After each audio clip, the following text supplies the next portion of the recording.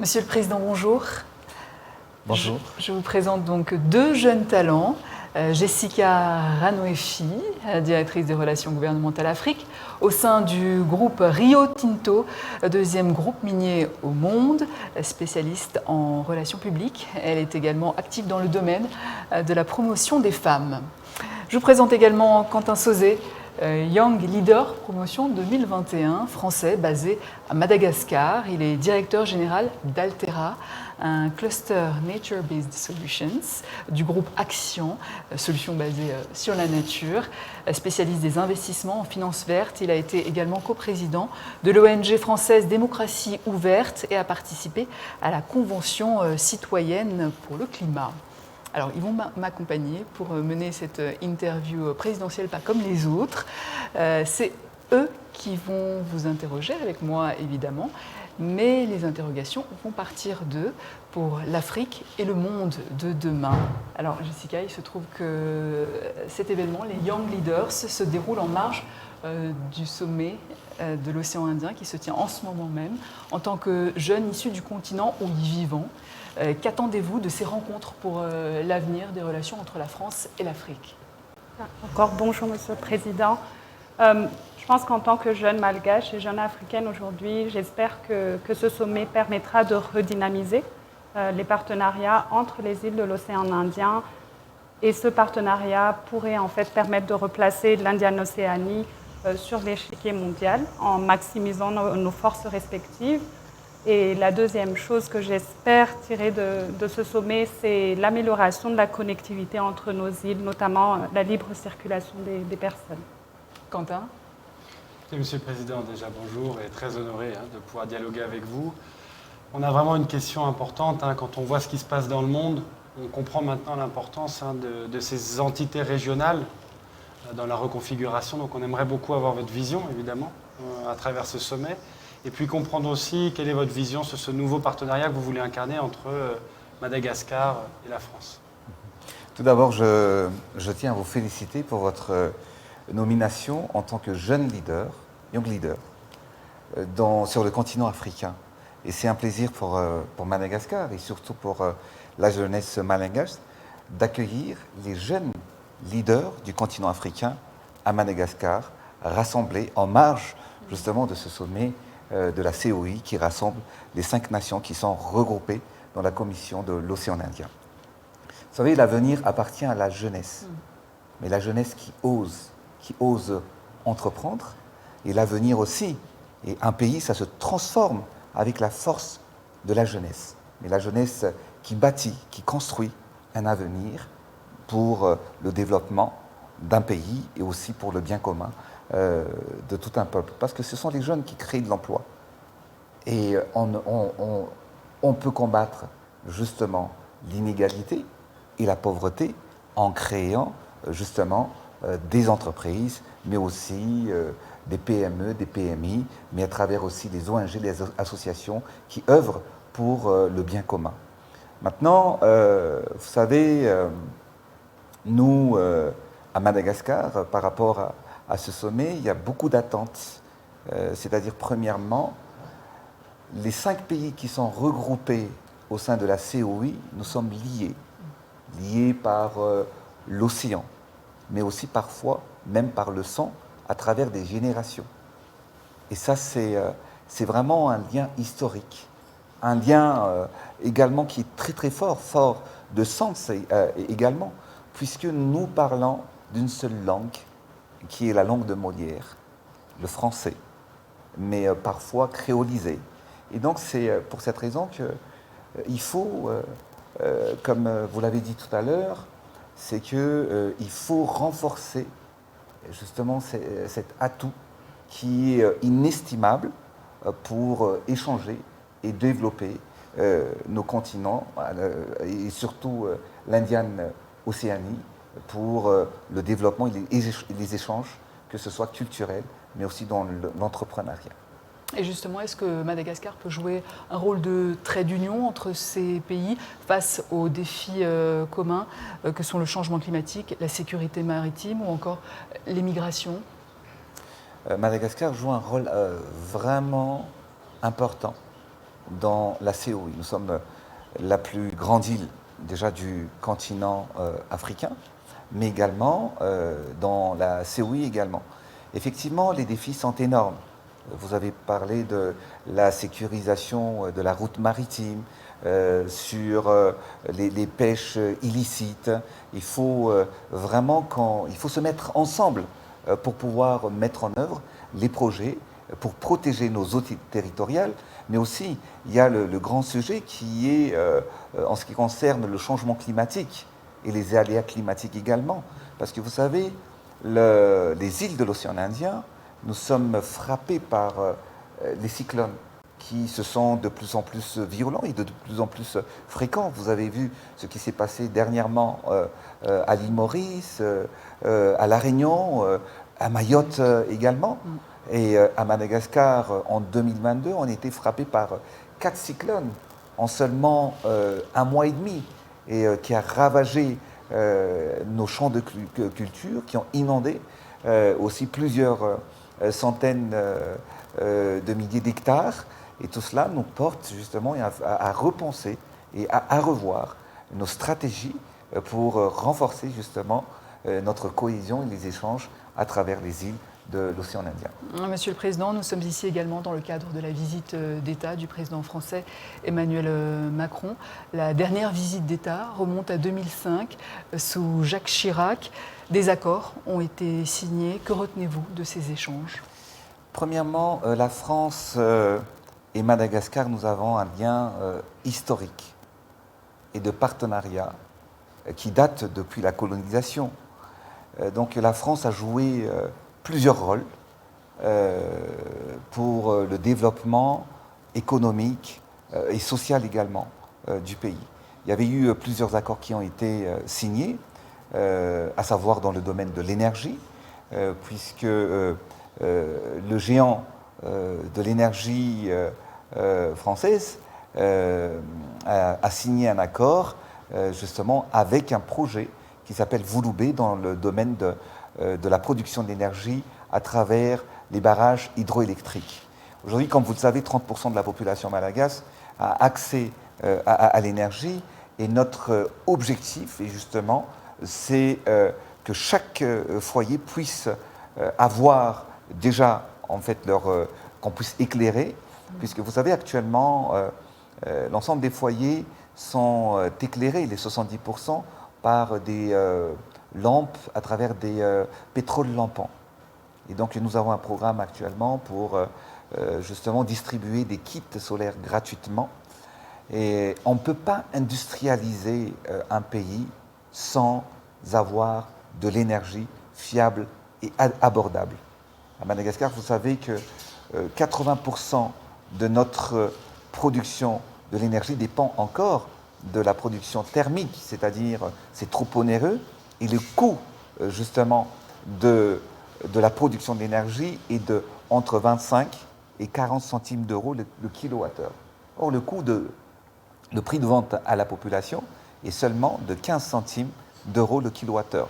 Donc à chaque fois, dès qu'on appuie sur l'interrupteur, ben cela signifie que chaque seconde, chaque minute, chaque jour, chaque mois et même chaque année, ben l'État doit subventionner à hauteur de entre 150 et 250 millions d'euros chaque année au détriment des projets sociaux économiques. Donc c'est pour cette raison que qu'est-ce qu'on doit retenir justement de cette visite officielle du président Emmanuel Macron à Madagascar?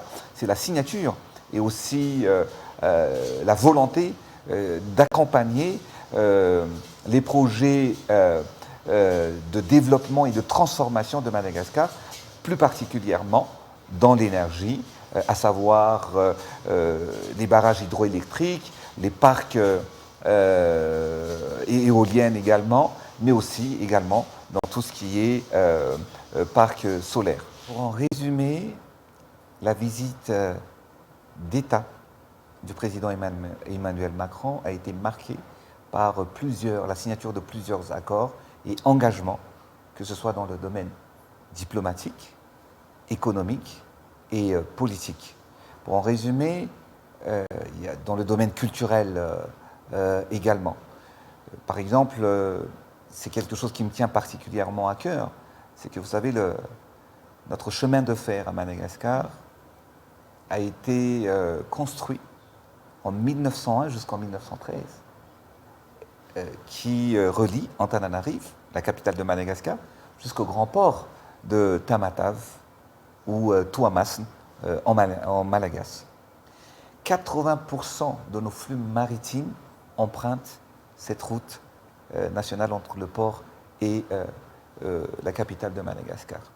Et c'est la France qui a construit la ligne ferroviaire que nous utilisons encore actuellement. Et j'ai explicitement demandé au président Macron de nous aider à moderniser cette ligne qui relie nos deux villes, mais qui lie aussi historiquement la France et Madagascar. Donc je pense que nous voulons marquer l'histoire, nous voulons transformer Madagascar et nous allons y arriver. Quentin. Monsieur le Président, vous avez accédé très jeune aux fonctions les plus élevées. Vous avez toujours fixé comme cap dans votre action de mettre la jeunesse au cœur de vos préoccupations. Vous avez nommé dans votre gouvernement des ministres jeunes, dont un, le ministre de l'Environnement, avec ce signal très fort pour ce sujet, a été nominé hier et on l'a découvert par la French African Foundation. On sait que le sujet de la relation entre le continent africain et la France est un sujet brûlant, un sujet sensible dans la jeunesse. Quel message vous voulez lui apporter et surtout comment vous comptez l'impliquer dans la définition, dans votre vision de cette nouvelle relation? Vous savez, moi je crois en la capacité de la jeunesse à transformer et à participer à la transformation d'un pays, d'une entreprise, ou également au sein d'une communauté, à transformer les choses et à faire avancer surtout les choses. Effectivement, notre ministre de l'Environnement a été aussi lauréat et ambassadeur aujourd'hui de Young Leaders. Cela, c'est un signal fort de reconnaissance également de ces actions qu'il a menées dans le domaine de l'environnement, pas seulement à Madagascar, mais au-delà de Madagascar, parce qu'il a été aussi ambassadeur en ce qui concerne l'environnement auprès de l'UNICEF.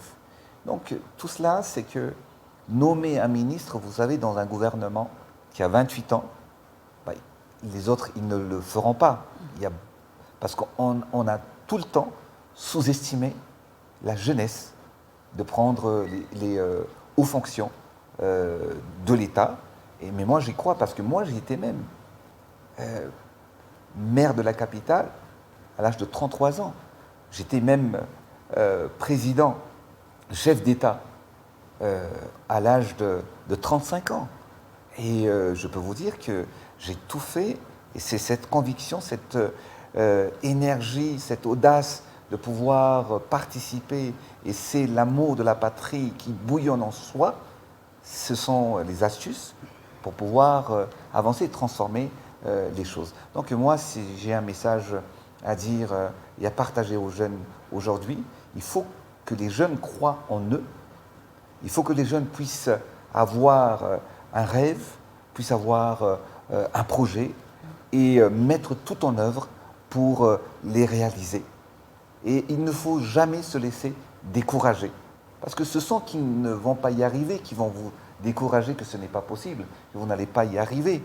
Mais quand on croit fermement que vous êtes la solution, nous jeunes, les jeunes, nous sommes la solution, que ce soit dans un pays ou que ce soit pour transformer le monde également. Monsieur le Président, vous parliez tout à l'heure de transition énergétique.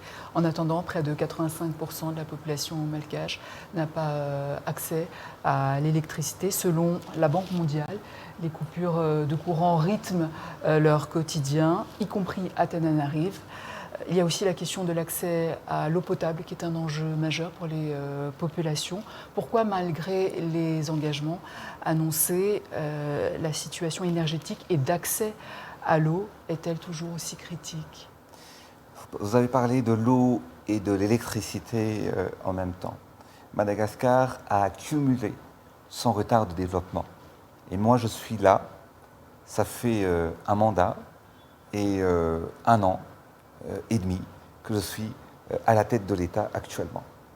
Vous savez, je suis en train de tout mettre en œuvre afin qu'on puisse transformer et développer Madagascar dans tous les domaines. Mais en ce qui concerne l'eau et l'électricité, vous savez, la population malagasy, mais aussi dans la capitale, n'a cessé d'augmenter. Mais les infrastructures n'ont pas suivi justement le nombre de la population qui a été multiplié par 10 depuis plusieurs années. Et rien que pour vous dire qu'en ce qui concerne l'eau tout d'abord, vous savez qu'Antananarive a été bâti et construit pour 300 000 habitants. Actuellement, nous sommes à 3 millions d'habitants. Les infrastructures n'ont pas évolué par rapport à l'augmentation justement du nombre des habitants et de population. Vous savez, les conduites d'eau, les branchements d'eau à Madagascar, en général, c'était dans le temps d'une société française qui s'appelle EEM, Compagnie d'eau et électricité de Madagascar, qui a été établie en 1910.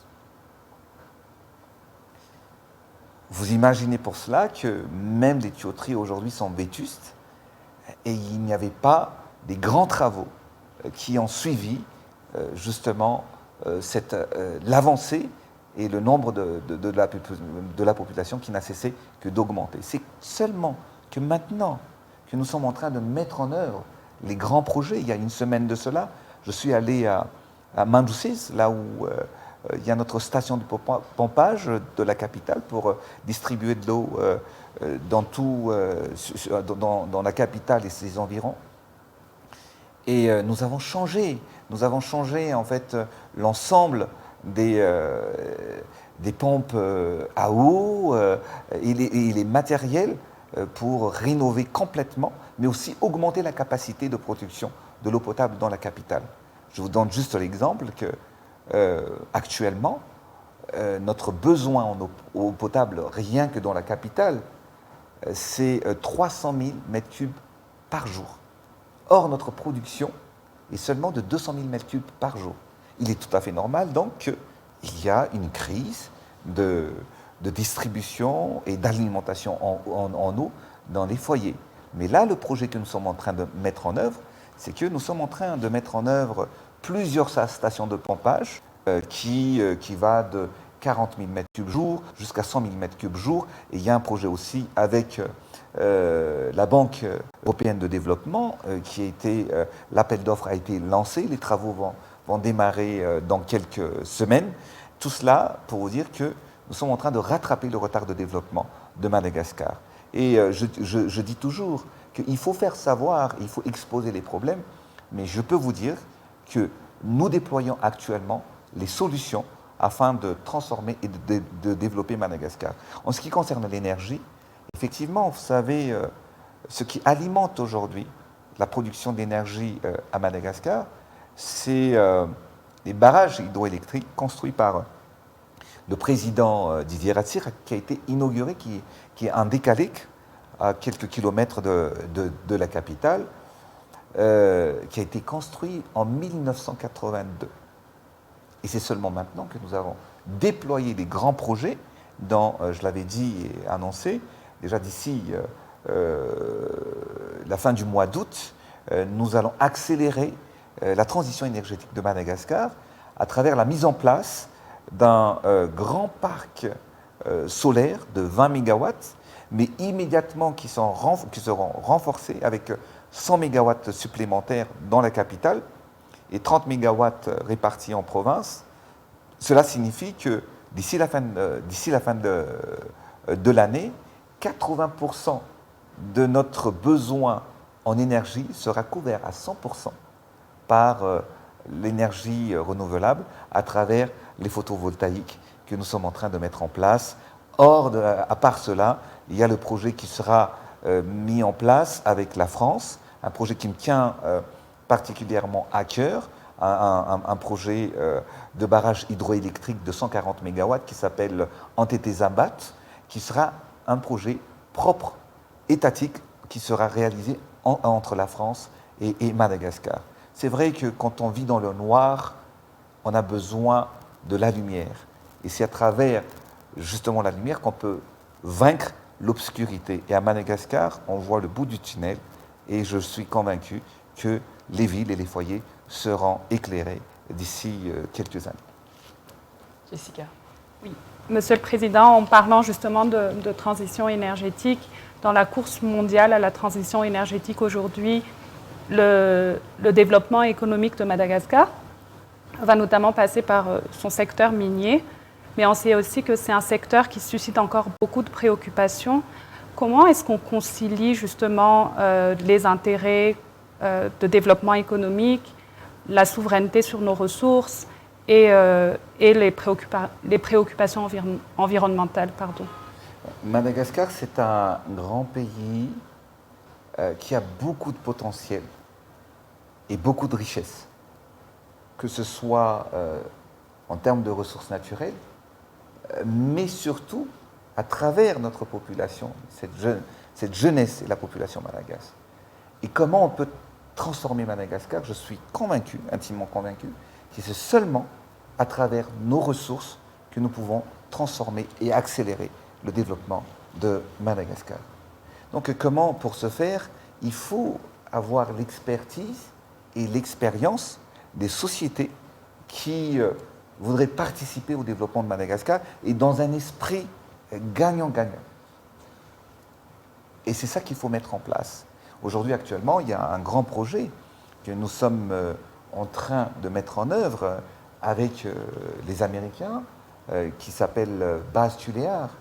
Et ça a été félicité parce que les négociations portaient surtout qu'il faut que ce projet apporte la transformation que nous voulons faire et contribue à la transformation et au développement de Madagascar. Donc à travers ce projet, par exemple, on a respecté tout ce qui est respect et préservation de l'environnement, mais surtout dans la manière où les droits et taxes et revenus seront redistribués à travers justement la société qui va exploiter nos ressources, mais surtout au profit également du pays et de la population. Donc avec ce projet, par exemple, à titre d'information, Madagascar aura des retombées allant jusqu'à 180 millions de dollars de droits de taxes que cette société va régler et payer et contribuer à l'État malagasy, et ce durant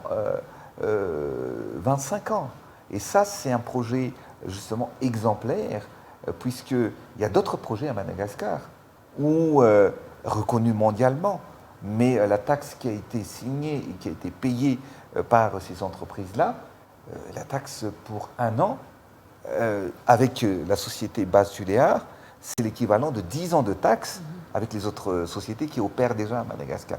Donc, il faut que les projets et l'extraction minière à Madagascar soient dans un esprit gagnant-gagnant, mais surtout aussi, il faut mettre en œuvre tout ce qui est la protection de l'environnement et aussi les projets sociaux qui devraient être accompagnés, tous ces projets miniers à Madagascar. Vous parliez de cet esprit gagnant-gagnant, des taxes de douane également. Alors je rappelle juste que les produits provenant de Madagascar sont désormais taxés jusqu'à 47% par les États-Unis, à l'exception de certains produits miniers. Est-ce qu'il n'est pas urgent aujourd'hui de revoir les partenaires commerciaux intra-africains, par exemple? Oui, écoutez, concernant cette taxe, si ce sera appliqué, ça va bouleverser totalement l'économie mondiale et les impacts seront énormes pour les autres pays, mais aussi pour Madagascar. Parce que vous savez, par exemple, à Madagascar, nous avons un accord avec les États-Unis à travers le secteur textile qui s'appelle AGOA, qui, les intrants qui rentrent à Madagascar, pour en résumer, ne payent pas de taxes, mais ça crée de l'emploi. Et une fois les produits finis, quand ça rentre aux États-Unis, il n'y a pas de taxes également. Donc il n'y a plus de sens, d'accord? N'a plus de sens, n'a plus de valeur, si on applique du jour au lendemain des taxes qui ne devraient pas y avoir lieu. Mais le problème de tout cela, ce n'est pas seulement économique, mais surtout social, puisque ça va engendrer au licenciement de plus de 60 millions des personnes qui travaillent dans le secteur. Donc nous sommes en train d'engager déjà des pourparlers et des négociations avec les États-Unis, mais tout cela nous mène aussi à revoir et à repenser nos stratégies. Et c'est ce que je disais toujours, il faut qu'on produit et qu'on transforme localement tout ce dont la population a besoin. Mais aussi, tout ça nous ramène à revoir plusieurs paramètres. On ne doit plus subir les chocs et les déclarations, surtout actuellement, à travers les crises et les problèmes géostratégiques et géopolitiques qui dictent aujourd'hui l'économie, mais également qui a des répercussions et conséquences sur les pays qui sont affectés par cette décision. En attendant, Madagascar figure parmi les 10 pays les plus pauvres au monde, avec plus de 75% de la population vivant sous le seuil de pauvreté. À l'intérieur des terres, beaucoup ne mangent qu'un repas par jour. À quand une réponse d'urgence pour peut-être un jour une souveraineté alimentaire? Vous savez, il y a toujours des chiffres qu'on essaie de caler et de mettre dans notre tête, dans la tête de la population. Vous savez, les systèmes de mesure de la pauvreté au niveau international et au niveau local n'est pas pareil. Et quels sont vos chiffres alors? Moi, ce que je peux vous dire, vous savez, il y a peut-être quelqu'un en Europe qui pourrait toucher 600 euros ou le SMIC, je ne sais pas, c'est 1200 euros ou un peu moins ou un peu plus actuellement, mais qui vit dans la pauvreté. Mais à Madagascar, quelqu'un qui touche les paysans qui n'ont pas de lumière, qui vivent chez eux dans la campagne, mais ils sont heureux. S'ils touchent 100 euros, ils sont heureux. Donc les baromètres de mesure ne sont pas pareils. Et c'est ça, c'est ce que je disais toujours au Malagasy, on peut vivre heureux sans les mêmes barèmes que le monde nous impose.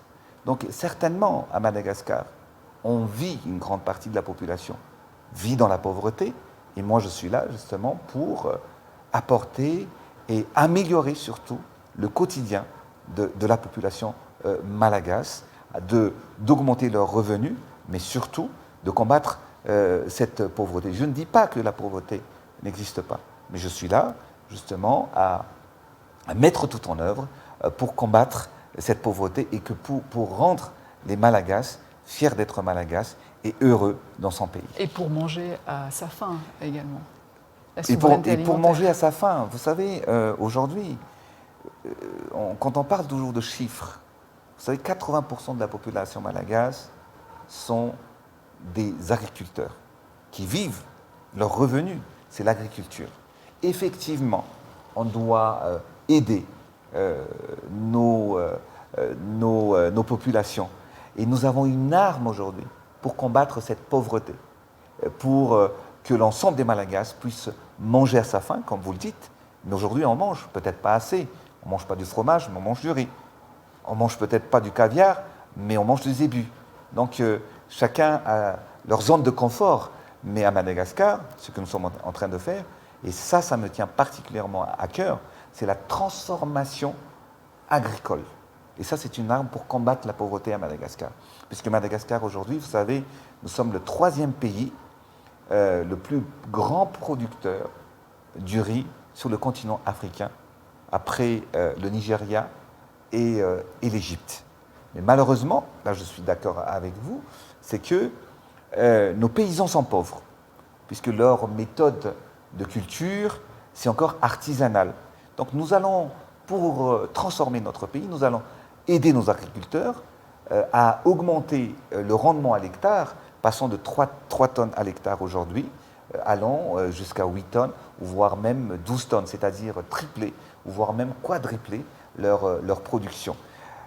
Pour ce faire, donc, on va donner les moyens, se donner les moyens pour aider les agriculteurs en mécanisant justement leur méthodologie de plantation, mais également afin qu'ils puissent avoir accès aux engrais et aux semences améliorées pour pouvoir améliorer la vie des Malagasy. En investissant 400 $ par hectare, on a fait l'étude avec la Banque mondiale, cela générerait 1200 $ de chiffre pour chaque hectare cultivé à travers justement les agriculteurs. Donc la transformation est là. Il faut juste l'accélérer, il faut juste l'implémenter et mettre en œuvre. Donc croyez-moi qu'aujourd'hui, nous sommes en train de tout mettre en œuvre. On a fait un grand pas et des efforts, mais je suis tout à fait conscient que beaucoup reste à faire pour vaincre la pauvreté et les inégalités à Madagascar. Monsieur le Président, quand on parle d'agriculture, il y a un levier aussi qu'on oublie souvent et qui est pourtant efficient, c'est celui de la qualité de l'infrastructure routière. Les études sérieuses montrent que l'arrivée d'une infrastructure routière de qualité dans le rural peut augmenter de 20 à 40% le revenu des agriculteurs en leur permettant, un meilleur accès au marché, une baisse évidemment du coût des intrants et évidemment une baisse aussi de la perte de leur production agricole. On aimerait du coup connaître votre vision sur le sujet, à la fois sur l'infrastructure routière et peut-être autoroutière dans le pays. Vous savez, je suis tout à fait d'accord avec vous que pour pouvoir produire plus, la connexion à travers les routes, qui est la veine même du pays, on a besoin que les villes, les régions, les communes devraient être connectées. C'est pour cette raison qu'on a lancé beaucoup de chantiers. Actuellement, vous savez, pour aller, on a parlé toujours en fait de la route nationale qui va vers le Grand Port. La route nationale numéro 2 qui va vers le Grand Port, ça a été aussi construit en 1903 par les Français. Aujourd'hui, cette route est empruntée avec plus de 1000 camions par jour. Et la route se détériore rapidement parce qu'on rénove, il y a quand même des camions de 40 tonnes et plus même qui passent et qui circulent chaque jour. Et donc ça, c'est un frein pour le développement à Madagascar. C'est pour cette raison que j'ai pris l'initiative qu'actuellement nous sommes en train de construire notre première autoroute qui va de la capitale jusqu'au grand port de Tamatave. Donc aujourd'hui, si les 360 km de route est pratiqué à plus de 12 heures, avec la nouvelle autoroute et le tracé qui a été vraiment mis en place, qui sera de 260 km seulement. Et donc, cela va nous ramener, justement, en termes de temps, on va gagner économiquement, on va économiser aussi sur la consommation de carburant, et on pourra relier et faire les deux villes, la capitale et le grand port, avec les 260 km en seulement 2 heures et demie. Et ça, c'est la transformation. Ça, c'est le développement que nous allons mettre en place. Et ça, je peux vous dire, il y a par cela, sur les routes toujours, c'est pour cette raison que j'ai pris le devant et j'ai mis en place des projets inimaginables, mais nous sommes en train de le faire. Vous savez, aujourd'hui, l'objectif que j'ai marqué, qu'on devrait atteindre, c'est la construction de 10 000 km de routes goudronnées à Madagascar. Mais imaginez-vous que actuellement, les financements que nous obtenions des bailleurs de fonds traditionnels, c'est approximativement 100 km par an. Si vous faites le calcul, les 10 000 km de route, on va les réaliser en 100 ans. Donc il n'y aura jamais de développement sans regarder, voir les voies et moyens, comment on peut accélérer le développement à Madagascar. C'est pour cette raison qu'en fait, on a essayé déjà dans notre budget de l'État, j'ai priorisé à travers la connectivité des régions, mais surtout, on revient à l'extraction des ressources naturelles que vous avez dit tout à l'heure, avec le projet qui sera réalisées dans le sud de Madagascar, ben, on pourrait chaque année, nous-mêmes, avec nos propres moyens, à travers nos ressources, on peut même tracer les routes, faire des autoroutes allant du sud jusque dans la capitale et de la capitale jusque dans le nord de Madagascar. Et pour en terminer sur toujours le projet des routes à Madagascar, j'ai un grand projet qui s'appelle la route du soleil, qui relie le grand sud de Madagascar allant sur toute la littorale, longeant la littorale est, la côte est de Madagascar, jusqu'au nord de Madagascar.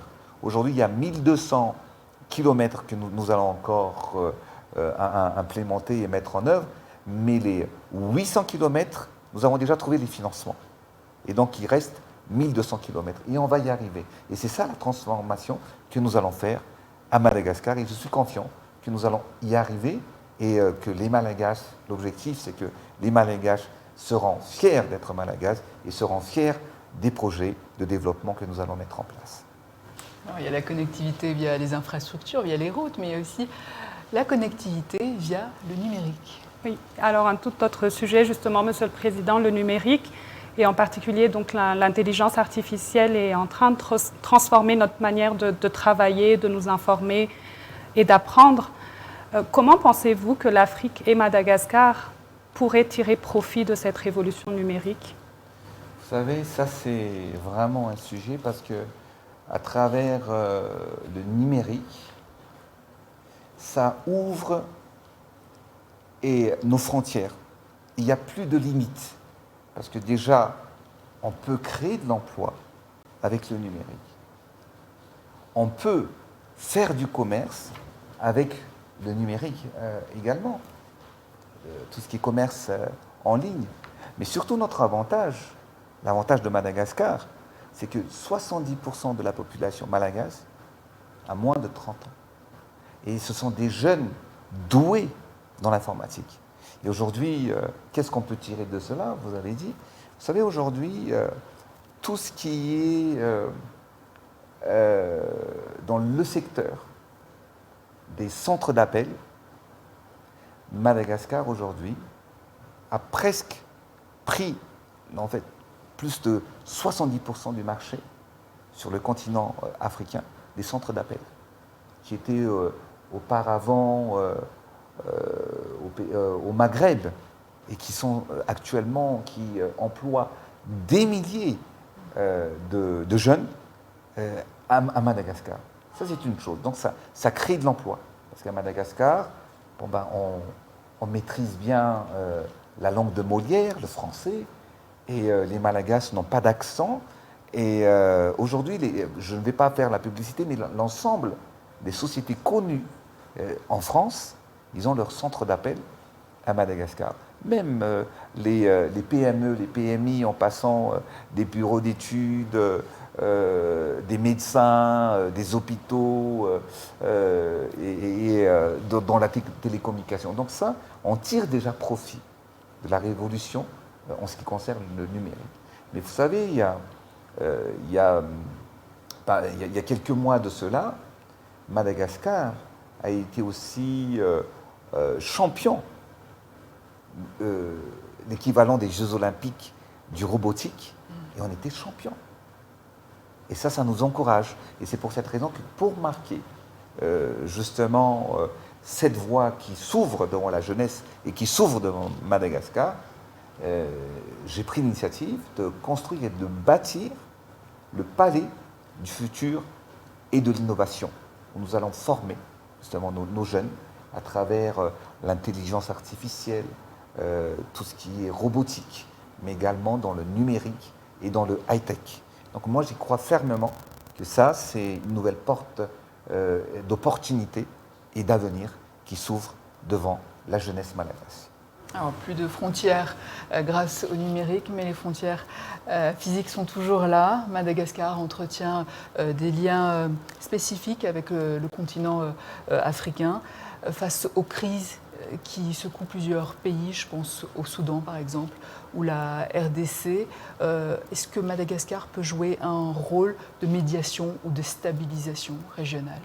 Vous savez, depuis que je suis à la tête de l'État, nous avons renforcé notre position diplomatique, que ce soit sur le continent africain ou même dans le monde. Et donc sur le continent africain, notre avantage aujourd'hui, c'est que notre position est écoutée. Et donc on peut toujours prendre part et bien évidemment on doit résoudre l'ensemble des conflits. Quand on parle de conflits, par exemple, ce qui se passe à travers le Rwanda et le RDC, Madagascar a pesé de son poids.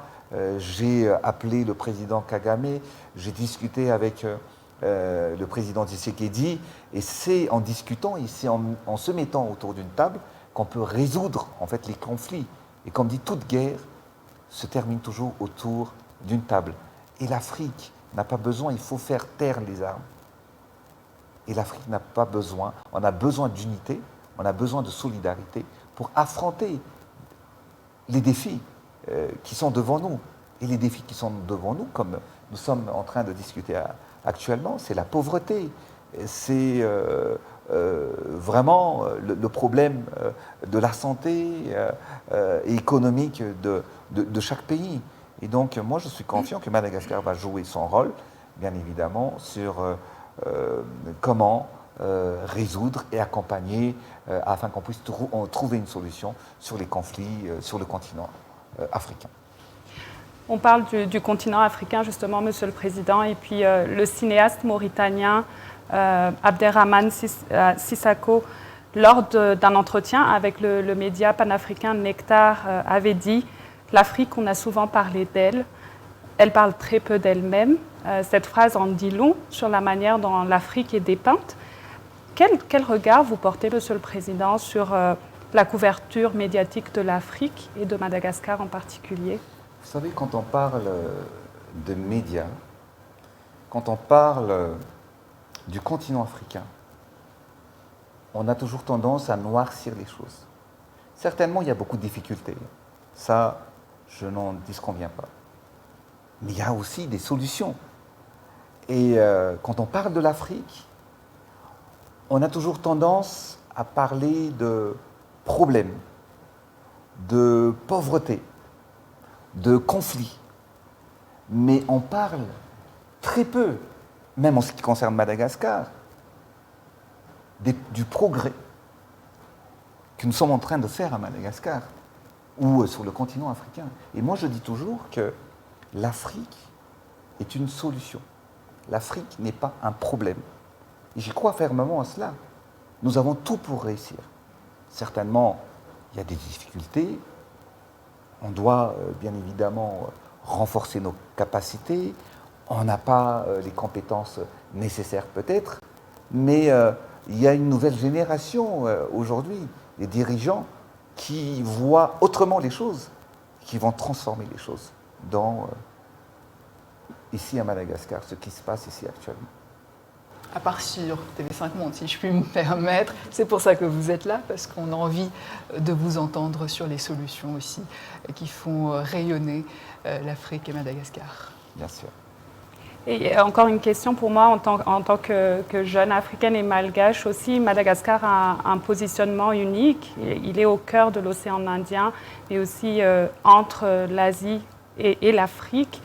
Comment est-ce que vous valorisez, mettez en valeur cet atout de Madagascar pour avoir une influence, un rayonnement et tirer des opportunités de ce positionnement stratégique de Madagascar? Déjà, Madagascar, notre situation géographique est très stratégique. Parce que nous sommes un pont entre l'Afrique, le Moyen-Orient, l'Asie, et également à travers l'Inde, par exemple. Donc Madagascar a un rôle à jouer. Et nous avons beaucoup. Et notre avantage toujours, c'est que nous n'avons pas de frontières, nous n'avons pas de conflits frontaliers. Il n'y a pas de terroristes à Madagascar. Donc le peuple malagasy est très pacifique. Donc nous avons tout entre nos mains pour jouer pleinement notre rôle, que ce soit dans le domaine diplomatique, économique également. Concernant les biens culturels et leur restitution. La France et Madagascar ont lancé le 3 octobre dernier à Paris la première étape du processus. Pourquoi la restitution de 3 crânes pris par les colons français est un enjeu majeur pour Madagascar? Vous savez, tout d'abord, je tiens à remercier le président Emmanuel Macron et la ministre Rachida Dati également d'avoir tout mis en œuvre pour la restitution de ces crânes. Mais il y a aussi le dé de la dernière reine de Madagascar qui a été restitué. Moi, je m'attache personnellement et particulièrement à notre histoire, à notre racine.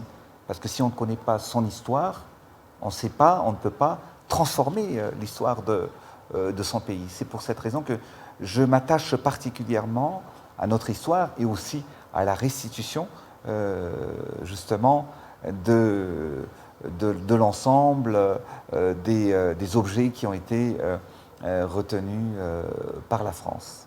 C'est important parce que, en ce qui concerne la crâne du roi Twir, c'est déjà un guerrier, un leader, un roi qu'on appelle chez nous un Napanzak. La famille ne pouvait pas faire le deuil. Et c'est important pour la communauté Sakalave que ces crânes soient restitués.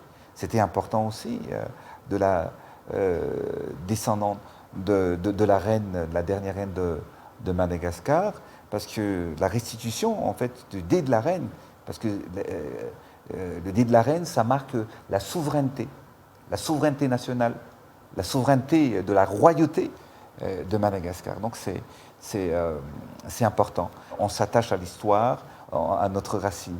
Donc c'est pour cette raison que c'est important pour les familles, mais aussi pour l'État malagasy, la restitution de ces objets. En préparant cette émission, Monsieur le Président, on a appris la mort du pape François, un pape qui a marqué les esprits de ce continent, mais aussi de Madagascar. Quel souvenir gardez-vous de ce pape? Ah là, vous allez me mettre les larmes dans les yeux, parce que c'est un homme qui m'a beaucoup marqué. Vous savez, Sa Sainteté, le pape François, a fait une visite officielle ici à Madagascar en 2019. Lors de cette visite, je lui ai offert un bateau, une maquetterie de bateau, où il y avait eu le drapeau de Madagascar et le drapeau du Vatican. Et c'était un symbole et un signe fort, parce que je disais que je voudrais que mon souhait, c'est qu'avec la foi, que le bateau arrivera au bon port et à amarrer sur la voie ou sur le port du développement et de la transformation. Et vous savez ce qui s'est passé, et d'ailleurs je vais le publier dans quelques jours sur les réseaux sociaux, sur mon compte, c'est que le pape François, il a beaucoup de compassion à travers les plus faibles dans la population malagasy, parce que ça lui a marqué sa visite ici à Madagascar. Et il a mis en fait ce cadeau, maquette de bateau, dans son bureau, là où il reçoit les chefs d'État. Vous imaginez l'importance et ce que ça signifie en tant que chrétien et catholique, mais aussi en tant que chef d'État. Le pape, Sa Sainteté, a reçu des milliers de cadeaux à travers les chefs d'État, mais pour Madagascar, il l'a mis là où il recevait les chefs d'État dans son bureau officiel. Qu'est-ce que je retiens du pape? C'est sa simplicité, sa sagesse, mais surtout son message de paix à travers le monde. Et ça c'est le pape François, les souvenirs de ce grand homme, Sa Sainteté, restera dans notre esprit et dans nos cœurs. Monsieur le Président, merci. Merci bien. Merci, Monsieur le Président. Merci, Monsieur le Président. Merci.